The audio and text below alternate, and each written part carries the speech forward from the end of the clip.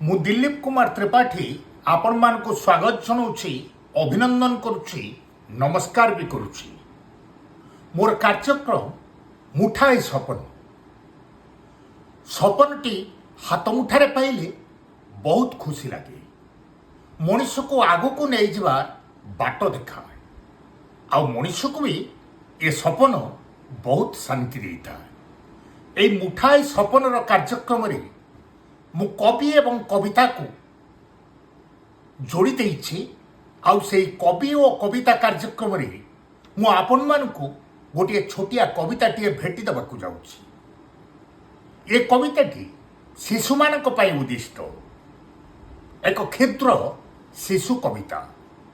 कवितार शीर्षक झुमुरो झुमु झुमुका। झुमुर झुमु झुमुका झुमुका जाइछि नई कूलू को आनिब गोटाए शामुका। शामुका पेटरे मुकुता शामुका पेटरे मुकुता मुकुता मथारे सिंदूर टोपालो पादरे नाइछि अलता। अलता लो अलता अलता दिन रे नाली टह टह रातिरे मिंजी सलिता।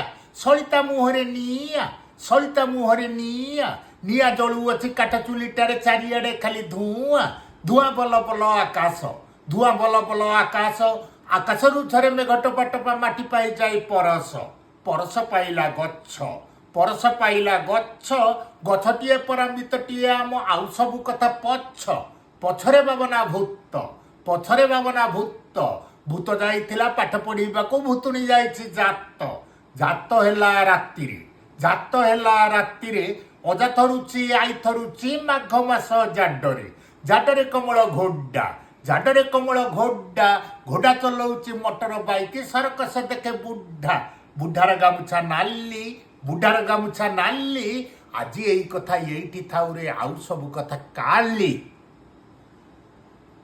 आपण मानकु जदि ये कविता भल लगी आपण मानकर मतामत निश्चित भाव में देवे लाइक करिवे कमेंट देवाक आदौ भूलिबेनी आपण शेयर करिवे आउ मोर मुठाई सपन चैनल को सब्सक्राइब करने को आदौ भूलबे नहीं। मु रहूचे नमस्कार।